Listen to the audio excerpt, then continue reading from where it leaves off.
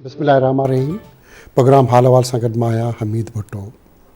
अॼु पाकिस्तान टेलीविज़न जे तरफ़ां असांजी सिहत ते जेके रोज़ानो बुनियादनि ते मौसम जे हवाले सां मौसमी बीमारियूं ऐं असांजी सिहत ते जेके उनजा असर आहिनि उनजे बचाव जे हवाले सां प्रोग्राम रखियो आहे। मौसमी बीमारियूं ऐं उनजो बचाव जे उनवान सां असां वटि इन हवाले सां महिमान मौजूदु आहिनि। उन्हनि सां ॻाल्हि ॿोल कबी ऐं मौसम जॾहिं बि मटिबी आहे, सर्दी गर्मी ऐं बहार ख़िज़ा जी मौसम मटिबी आहे त खोड़ सारी बीमारियूं पंहिंजो पाण जनम वठंदियूं आहिनि। उनजा असरात असांजी सिहत ते ईंदा आहिनि। हाणे सर्दीअ जे हवाले सां जेके मौसमूं थियूं त मौसम जी तब्दीली सां जेके बीमारियूं उन में खंघि ज़ुकाम सीने जी जकड़नि ऐं जीअं माज़ीअ में कुझु अर्सो अॻु कोरोना उन सां मिलंदड़ जुलंदड़ बि बीमारियूं जनम वठनि पियूं ऐं माण्हुनि में शोर बि आयो आहे।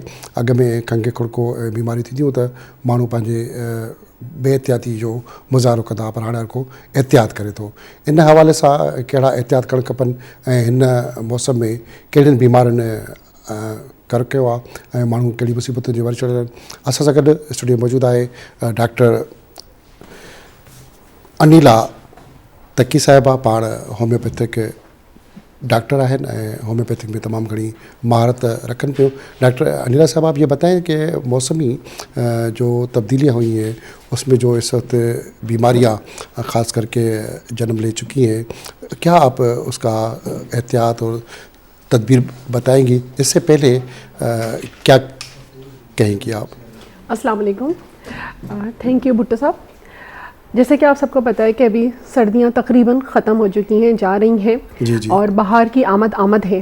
तो ऐसे मौसम में नज़ला ज़ुकाम खांसी बुखार के अलावा साइनस के प्रॉब्लम है, एस्थमा है, क्योंकि फूलों में पोलन ग्रेन्स है वो स्प्रेड हो रहे होते हैं। उसकी वजह से लोगों को ज़्यादातर ये प्रॉब्लम्स रहते हैं। अब इसके लिए सबसे अहम बात यह है कि इम्यूनिटी अच्छी रखें, क़ुव्वत मुदाफ़ियत हमारी अच्छी हो, हम भरपूर नींद लें, अच्छी ग़िज़ा लें। और अच्छी ग़िज़ा आपको पता है कि सब लोगों को इतना अवेयरनेस भी नहीं होता है। लोग यहाँ पर डाइट के लिहाज से चीज़ें नहीं लेते हैं, उम्र के लिहाज से चीज़ें नहीं लेते हैं, बल्कि अपनी पसंद के लिहाज से चीज़ें ले रहे होते हैं। आजकल बच्चे जो हैं वो सिर्फ फास्ट फूड पे जा रहे हैं और पेरेंट्स के लिए भी बड़ा आसान हो गया कि घर में खाना बनाएं, सब्ज़ी फ्रूट उन्हें खिलाएं, अंडा बॉईल करके दें, दूध दें। इसके बजाय वो सोचते हैं कि हाँ बस सही है, इसी यहाँ फूड पांडा करें और बच्चों को खाना खिला दें। इससे उनका पेट तो वक्ती तौर पर भर जाता है, लेकिन उन्हें बैलेंस डाइट नहीं मिलती, उनकी इम्यूनिटी अच्छी नहीं होती। यही वजह है कि मौसमी तग़य्युरात की वजह से ज़रा सी मौसम में तब्दीली आई या उन्होंने बेहतियाती की। जैसे अभी दिन में तो गर्मी है, लेकिन शाम में मौसम ज़ाहिर है कराची में हवा ठंडी चल रही होती है, मौसम सर्द हो जाता है, तो फिर नज़ला ज़ुकाम खांसी हो जाता है। और ख़ास तौर पे जो लोग बाइक पे लड़के सफ़र कर रहे होते हैं वो ज़्यादा सफ़र करते हैं। इम्यूनिटी अच्छी रखें, डाइट अच्छी लें। और होम्योपैथिक में हमारे पास एक बहुत अच्छी दवा है मदर टिंक्चर में अल्फल्फा, और ये अमूमन आपको एलोपैथिक मेडिकल स्टोर पर भी आसानी से मिल जाती है। और बच्चों के लिए क्योंकि वो थोड़ा सा उसका टेस्ट बेटर होता है, बच्चों के लिए आप अल्फल्फा टॉनिक ले सकते हैं। इस हवाले से डॉक्टर साहब आपसे बात करते हैं। हमें स्टूडियो में ज्वाइन किया है डॉक्टर ज़ुल्फ़िकार शेख साहब। पाण पब्लिक हेल्थ जा फिजिशियन, तमामु सुठा सिहत जे हवाले सां सुठा डॉक्टर आहिनि। डॉक्टर साहब, अॼु असांजे प्रोग्राम जो मौज़ू आहे त मौसमी बीमारियूं उनखां कीअं बचिजे। डॉक्टर साहब अनिला तकी सां जी हिन हवाले सां ॻाल्हि हली पई, अवां विच में जॉइन कयो त अवां कीअं ॿुधाईंदो त वधीक असांजे आसानी सां सवली सिंधीअ में खणी चऊं त कीअं बची सघिजे थो हिन बीमारियुनि खां? असल में साईं, जॾहिं मौसम मटिजे थो पियो त उनजा यकीनन असांजे जिस्म ते असरात थियनि था पिया। त हाणे जॾहिं बि घणी गर्मी हुजे, ख़ासि करे तमामु घणी गर्मी तमामु घणी सर्दी, त उनखां असांखे बचाव ज़रूरु करणु खपे। हींअर जीअं त सर्दीअ जी मौसम आहे त हींअर असां सर्दीअ खां बचण जूं ॻाल्हियूं कंदासीं। आम तरह सां असल में काफ़ी सारियूं ॻाल्हियूं उहे आहिनि जेके माण्हुनि खे ख़बर आहे बि। जीअं हाणे डॉक्टर साहिब बि ॿुधायो पए, खाधे जी ॻाल्हि आहे त माण्हुनि खे ख़बर बि आहे, पर उनजे बावजूद बि हू उन शइ जो एहतियात नथा कनि। हाणे एहतियात में त सभ खां पहिरीं इहो आहे त सर्दी खां माण्हू पाण खे बचाए। सर्दी खां बचाइण जे लाइ इहो आहे त कपिड़ा जो ओढ़नि कपिड़नि जो इस्तेमालु कजे जंहिंखां असां सर्दी खां बची सघूं। तमामु घणो जंहिं वक़्तु सीउ आहे सर्दी आहे त उन वक़्तु असां ॿाहिरि उन वक़्तु ई असां निकिरूं जंहिं वक़्तु ज़रूरी हुजे, बग़ैर कमुकार जे असां न निकिरूं ऐं घर जे अंदरि रहंदे बि असां अहिड़ो माहौल पैदा करण जी कोशिशि कयूं जिते थोरी गरमाइश हुजे या असांजो जिस्म जेका आहे उनखे घणी थधि न लॻे। हिकु त इहो त कपिड़नि जो इस्तेमालु अहिड़ो हुजे ऐं घर खे बंदि असां अहिड़े नमूने सां रखूं ऐं ॿाहिरि बि जॾहिं असां निकिरूं त सर्दी खां पाण खे बचायूं। इहो तमामु घणो ज़रूरी आहे ऐं इन शइ जी माण्हुनि खे ख़बर बि आहे। असल में अहिड़े क़िस्म जे प्रोग्राम करण जो मक़सदु इहो आहे माण्हुनि खे वरी ॿुधायूं त भई तव्हांखे इन शइ जो पतो आहे पर तव्हां इहो महिरबानी करे कयो, इहो नथा करियो, उन करे तव्हां पाण बीमारी खे पंहिंजे तरफ़ सॾियो था पिया। उन खां पोइ आहे खाधे पीते जी ॻाल्हि। त खाधो पीतो ज़ाहिर आहे उहो खाइणो आहे जंहिंसां असांजे जिस्म में सभ खां पहिरीं असल ॻाल्हि इहा आहे त जॾहिं असां बीमारियुनि जी ॻाल्हि करियूं न त बीमारी जी को बि माण्हू बीमार थिए थो उन जी दवा वठूं था पिया, त दवा जो असल में एतिरो घणो रोल न आहे जेतिरो असांजे पंहिंजे जिस्म जो रोल आहे। असांजे जिस्म जी क़ुव्वत मुदाफ़ियत जेकॾहिं मज़बूत हूंदी, बीमारीअ सां विढ़ण जी असांजे जिस्म खे में सघ हूंदी त दवा बि असरु कंदी, जेकॾहिं असांजे जिस्म में सघ न हूंदी त दवा बि असरु न कंदी। उन करे असांजो पंहिंजो जेको बचाव जो सिरिश्तो आहे उनखे असांखे वधि में वधि मज़बूत करिणो आहे ऐं वधि में वधि मज़बूत करण जे लाइ खाधो खुराक जेको असां कहिड़ो था खाऊं पिया इहो ॾाढो ज़रूरी आहे। त ॿाहिरियूं शयुनि जो अॼुकल्ह असां वटि ॾाढो घणो रवाजु पइजी वियो आहे। हिकु त सफ़ाई जे हिसाब सां ॾाढो बुरो हाल आहे, ॾाढो बुरो हाल आहे। जंहिं नमूने सां जेके शयूं असां ताईं पहुचनि थियूं पियूं ॿाहिरां खां उहे सफ़ाई जे हिसाब सां बिल्कुलु ई जेका सही न आहिनि। उन खां अलावा जेके शयूं उन में इस्तेमालु थियनि थियूं पियूं उहे ॾाढियूं बेकार आहिनि ऐं जेकॾहिं किथे को सफ़ाई सां थिए का शइ ठहे बि अथी त उहा सिहत जे हिसाब सां सही न आहे। त उन जे करे असांखे खाधे पीते जो हिकु त असां सर्दी खां बचायूं, कपिड़नि लटनि जो अहिड़ो इस्तेमालु करियूं, ॿियो खाधे पीते जो असां सही नमूने सां करियूं। अच्छा, ॿियो हिकिड़ी ॿी ॻाल्हि मां चवां त सर्दी में छा थींदो आहे त माण्हू जेका आहे उञ घटि लॻंदी आहे, पाणी घटि पीअंदा आहिनि। हाणे हाइड्रेशन जो असां जेको चऊं त जिस्म जी पाणीयार जेका आहे उनजो असां अक्सर ख़्यालु नथा रखूं पिया। पोइ पाणी माण्हू सॼो ॾींहुं उन खां कंहिंखां बि पुछंदो आहे पाणी केतिरो अचे, अधु गिलास या हिकिड़ो गिलास पाणी जो पीतो, पर जिस्म जी जेका ज़रूरत आहे उहा त आहे न। ठीकु आहे, गर्मी ऐं सर्दी में उहा जिस्म जी ज़रूरत घटिजी थी वञे पई, पर आहे त सही न त हिकिड़ो गिलास या अधु गिलास पाणी पीअण सां उहा ज़रूरत पूरी नथी थिए। त उन करे पाणियाठ जो इस्तेमालु बि असांखे तमामु ज़रूरी आहे, उनजो बि तमामु घणो ख़्यालु रखिणो आहे। उहो बि असांखे सर्दी खां बचाईंदो, बीमारी खां बचाईंदो। डॉक्टर ज़ुल्फ़िकार शेख साहब जैसे बता रहे हैं कि हमें पानी ज़्यादा पीना चाहिए और इस मौसम में अभी तो सर्दी जा भी रही है, बड़े शहरों में जैसे कराची में सर्दी कम हो गई है, छोटे शहरों में अभी भी सर्दी की लहर मौजूद है। तो और ग़िज़ा के अंदर क्या इस्तेमाल करना चाहिए? आप होम्योपैथिक डॉक्टर हैं, क्या मशवरे देंगे आप? जी हाँ, मैं बिल्कुल ग़िज़ा के हवाले से भी बताऊंगी और नेचुरलपैथी के भी हवाले से बताऊंगी और इसके साथ साथ होम्योपैथिक मेडिसिन भी बताना चाहूँगी। सिर्फ 3 होम्योपैथिक मेडिसिन हैं जो मैं चाहती हूँ कि सब अपने घरों में ज़रूर रखें और इसकी कीमत भी ज़्यादा नहीं है। एक है एकोनाइट 30 पोटेंसी में, दूसरी है बेलाडोना। बेलाडोना हमारे यहाँ कहा जाता है कि ये ब्रॉड स्पेक्ट्रम एंटीबायोटिक है, मतलब एंटीबायोटिक की ज़रूरत ही नहीं है। और तीसरी दवा है आर्सेनिक एल्बम। ये तीनों दवाइयाँ 30 पोटेंसी में सब लोग अपने घरों में ज़रूर रखें और जब भी इस तरह के सिम्टम आए, नज़ला, ज़ुकाम, बुखार, खांसी, गले में ख़राश और इवन नोज़िया, छोटे बच्चों को जब बलगम वो निकाल नहीं पाते हैं, जो बिल्कुल न्यू बॉर्न बेबीज़ होते हैं, तो फिर उनके सीने में गड़गड़ाहट भी हो रही होती है, वो वॉमिट भी कर रहे होते हैं, तो ये दवा आसानी से बच्चों को दी जा सकती हैं और ये छोटी छोटी टैबलेट्स की शक्ल में भी मिल जाती हैं कि 2-2 टैबलेट आप दिन में 3 मरतबा 4 मरतबा बच्चों के मुँह में रख दें और ईज़िली बच्चे उसको ले लेते हैं, इसमें कोई प्रॉब्लम भी नहीं है। इसके अलावा जो बड़े हैं, जैसे कि मैंने बताया कि जो लोग बाइक पे जा रहे होते हैं या खेतों में काम कर रहे हैं, उनको नज़ला, ज़ुकाम, खांसी, बुखार हो जाए और ये मेडिसिन भी होम्योपैथिक अगर उन्हें नहीं मिलती है तो फिर वो क्या करें कि बुखार की सूरत में अगर उनका पेट बिल्कुल सही है, सिर्फ नज़ला, ज़ुकाम, बुखार के ही सिम्टम हैं, उनके पेट में दर्द नहीं है, मोशन नहीं हो रहे, तो उस सूरत में गर्म दूध लें। गर्म दूध में आधा चाय का चम्मच हल्दी लें और 1 चम्मच शहद लें। दूध गर्म, मस्ट भी हॉट होना चाहिए गर्म दूध, उसमें उसको हल करें और वो पी लें। ये काम रात को गर्म दूध में हल्दी और शहद मिक्स करके पी लें। उसके बाद कुछ खाना नहीं है और कुल्ली करके सो जाएं। और उसके बाद होगा ये कि 10 से 15 मिनट बाद या आधे घंटे बाद जिसमें पसीना आएगा, स्वेटिंग होगी और बुखार और दर्द निकल जाएगा। इसके अलावा गले की खराश में, खांसी में गरारा करना चाहिए, नमक का गरारा करें और स्टीम लें।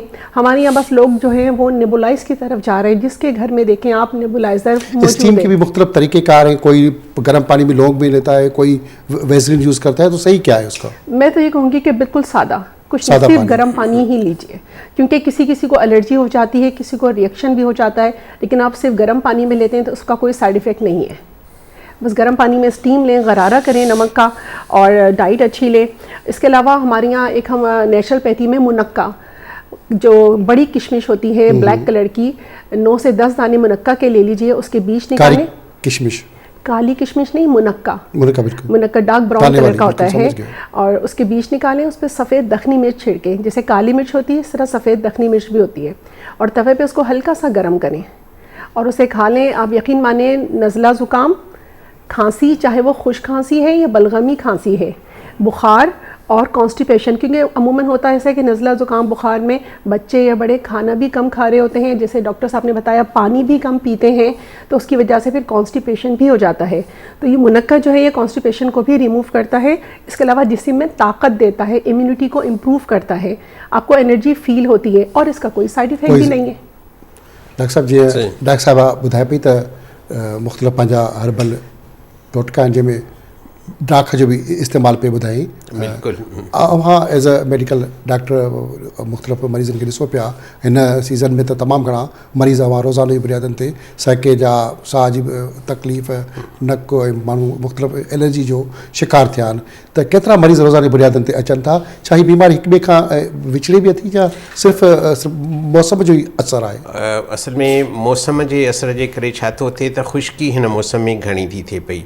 ख़ुश्की घणी थियण जे करे असां जेकॾहिं पंहिंजे जिस्म खे ॾिसूं त असांजो साह खणण जो जेको सिरिश्तो आहे त उते बि ख़ुश्की थी थिए पई, ऐं उते बि ख़ुश्की थियण सां छा थो थिए त असांजे जिस्म में कुझु अहिड़ा पंहिंजो जरासीम, जिन खे असां बज़ाहिर चऊं त जरासीम आहिनि, उहे को नुक़सानु ॾियण वारा न आहिनि, पर हिकिड़ा उहे हूंदा आहिनि, पर उहे मौक़े जी तलाश में हूंदा आहिनि। इहो कुदरती हिकिड़ो अमल आहे त उहे मौक़े जी तलाश में हूंदा आहिनि। त जीअं ई असांजे जिस्म में जेका क़ुवत मुदाफ़ियत आहे उहा थोरी कमज़ोर थिए त उन ते असां हमिलो करियूं।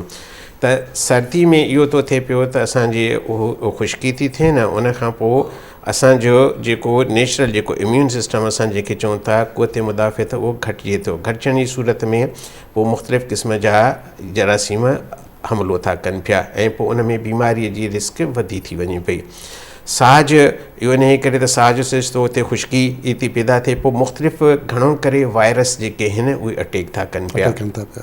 जॾहिं वायरस हमिलो था कनि पिया त पहिरियों उहे वायरस जी में एतिरी क़ुवत न हुई, असांजे जिस्म में क़ुवत हुई, हाणे असांजे जिस्म जी क़ुवत घटिजे थी ऐं वायरस जी क़ुवत वधियल हुजे थी पई। उन करे पोइ असांजे माण्हू मतिलबु बीमार वधीक था थियूं पिया। ऐं वायरस जी वरी बीमारी उहा इहा हूंदी आहे त जेका बि जरासीमनि वारी बीमारी हूंदी आहे, कहिड़े बि क़िस्म जा जरासीम हुजनि, त उहा हिक खां ॿिए खे लॻंदी आहे। ऐं पोइ हींअर इहा तमामु घणी शिकायत अची रही आहे त घर में जेकॾहिं हिकिड़ो भाती बीमार थियो त उन खां पोइ ॿियो टियों चोथों सभु जो सभु बीमार थी था वञनि पिया। त उन जे लाइ ज़रूरी इहो आहे त हिकु त असां बचाव करियूं। बचाव जे लाइ इहो आहे त ॿ चारि शयूं जेके आहिनि, सर्दी खां बचूं, असांजे जिस्म में पाणियाठ जी घटिताई न थिए, ख़ुश्की जेका आहे उहा न थिए, खाधो पीतो असांजो सही हुजे, त असां इन्हनि शयुनि जो जेकॾहिं ख़्यालु कंदासूं त असां इन्हनि शयुनि खां बचंदासूं। त बि जेको तव्हां मरीज़नि जी ॻाल्हि कई, त मरीज़ हिन मौसम में इन जे करे जेके साह जी तकलीफ़ सां तमामु घणा था अचनि पिया, जो असांजो ख़ुश्की थी थिए पई, ख़ुश्की जे करे असांजे उहो वायरस जेके आहिनि वधीक हमिलो कनि था पिया। अक्सर असांजा माण्हू जॾहिं खंघि थिए थी, ज़ुकाम थिए थो त उहो नक मां कढी जा खंघारो उते रोड रस्तनि ते घिटियुनि में या उते उहो फिटी था कनि। इन जे नुक़सानात कहिड़े क़िस्म जा साईं जनम असल वठनि में हिकिड़ियूं बीमारियुनि जी असां ॻाल्हि करियूं त हिकिड़ियूं उहे बीमारियूं आहिनि जेके विचड़ंदड़ बीमारियूं आहिनि। विचड़ंदड़ जो मतिलबु आहे त हिकु माण्हू खां ॿिए माण्हू खे उहे लॻी सघनि थियूं पियूं। हिकिड़ियूं उहे बीमारियूं आहिनि जेके हिकु माण्हू खां ॿिए माण्हू खे नथी लॻी सघनि। जीअं मसलन ब्लड प्रेशर आहे त हिकु माण्हू जो ब्लड प्रेशर ॿिए खे नथो लॻी सघे पियो। ख़ुदा न ख़्वास्ता कैंसर आहे ॿिए खे नथो लॻी सघे पियो। अल्सर आहे ॿिए खे नथो लॻी सघे। कुझु अहिड़ियूं बीमारियूं आहिनि जेके हिक खां ॿिए खे लॻे ऐं उहे जरासीमनि वारियूं बीमारियूं आहिनि। ऐं इहे साह जे सिलसिले वारियूं जेके बीमारियूं आहिनि उहो असल में छा थो थिए पियो, न सिर्फ़ु इहो त असां जेकॾहिं को हिकिड़ो माण्हू बीमार आहे उहो खंघे थो, ज़ोर सां खंघे थो त उन जरासीम निकिरनि था त उनजे भरिसां जेकॾहिं केरु माण्हू आहे उनखे लॻनि था पिया त उन में उहो माण्हू बीमार थो थिए पियो। उन खां अलावा कॾहिं ईअं बि थिए थो खंघियो ऐं जरासीम हेठि ज़मीन ते किरी पिया ऐं पोइ बाद में का हवा लॻी मथे आया माण्हू साह खयों उन माण्हू बीमार थी सघे थो पियो। ऐं ॿी जेका तव्हां इहा ॻाल्हि कई न त असां को बि कंहिं कपिड़े सां साफ़ु कयो, टिशू सां साफ़ु कयो ऐं उहो उनखे सही नमूने सां किथे फिटो न कयो, उनखे न उछलियो त उते पियो हूंदो, उनखे ॿिए माण्हू जो हथु लॻंदो ऐं उहो माण्हू हथु वरी पंहिंजे नक खे लॻाईंदो, वात खे लॻाईंदो त उहो माण्हू बीमार थी वेंदो। एहतियात जी ज़रूरत आहे। तमामु घणो सफ़ाई जो ख़्यालु करणु तमामु घणो ज़रूरी आहे। ऐं उहो माण्हू ख़ासि करे साह जी तकलीफ़ जूं जेके बीमारियूं आहिनि, जेके विचड़ंदड़ बीमारियूं आहिनि, उन में त हिक ॿिए खां फ़ासिलो बि रखिणो आहे, मुंहं खे ढकणो आहे। ऐं ॿियो जेको मास्क असां इस्तेमालु करण जी हर हंधि ॻाल्हि थिए थी पई त उनजो इस्तेमालु ज़रूरी आहे। पर घर में जीअं त हर वक़्तु नथो मास्क इस्तेमालु करे सघिजे त घटि में घटि इहो थिए त खंघण वक़्तु पंहिंजे वात ऐं नक खे ढकणु खपे। पंहिंजे हथ सां, ठूड़ सां या कपिड़े सां कंहिंसां ढकियूं। ऐं जंहिं बि शइ खे, कपिड़े खे या जंहिं बि शइ खे उहे जरासीम लॻनि, असां उनखे सही नमूने सां उनखे उछलियूं, साड़ियूं या उनखे का धोइण जी साफ़ु करण जी आहे त उहा शइ असां ज़रूरु करियूं, न त इहा बीमारी वारी साइकिल पई हलंदी ऐं हिक खां ॿिया माण्हू पिया बीमार थींदा। डॉक्टर साहब, मुख्तसर क्या पैगाम देंगी इस मौसम से बीमारी से बचने के लिए? बिल्कुल मुख्तसर पैगाम। मुख्तसरन पैगाम मैं ये देना चाहूँगी कि मौसमी तग़य्युरात में ये होता है नज़ला ज़ुकाम बुखार, इसमें परेशान होने की ज़रूरत नहीं है। जैसे कि हमने बताया कि मुख्तलिफ़ घरेलू टोटके हैं वो भी इस्तेमाल किए जा सकते हैं। इसके अलावा मैं कुछ प्रेशर पॉइंट बताना चाहूँगी जो कि बहुत आसान है। छोटे बेबी, न्यू बॉर्न बेबी से लेके बड़े तक लोगों पे इस्तेमाल कर सकते हैं। इसका कोई साइड इफ़ेक्ट भी नहीं है। एक ये है सर, दोनों आईब्रोज़ के बीच में ये प्रेशर पॉइंट है, इसको आपने प्रेस करना है 10 टाइम्स प्रेस करें या किसी भी ऑयल से या लोशन से भी लगा के आप इसको ऐसे भी प्रेस कर सकते हैं। ठीक है, एक ये प्रेशर पॉइंट है। दूसरा ये नाक, मेहरबानी डॉक्टर साहब, इंशाल्लाह ये नाक का प्रेशर पॉइंट पे है और ये हाथ का प्रेशर पॉइंट है। तव्हां ॻाल्हियूं ॿुधी पे मौसमी बीमारियूं उनखां बचाव जे हवाले सां खोड़ सारियूं काराइतूं ॻाल्हियूं साम्हूं आयूं। असांखे पंहिंजो त ख़्यालु करणो ई करिणो आहे, पर पंहिंजो जॾहिं ख़्यालु कंदासीं त असां पूरे सम्झो पंहिंजे ख़ानदान जो, पूरे इर्द गिर्द जे माहौल जो, पंहिंजे मुल्क जो ख़्यालु रखंदासीं। हर इंसान पंहिंजे लाइ त क़ीमती न आहे, पर पूरे ख़ानदान लाइ, सॼे मुल्क लाइ क़ीमती आहे। इन ते पंहिंजे मेज़बान हमीद भट्टो खे इजाज़त ॾींदा। इन प्रोग्राम ताईं अल्लाह।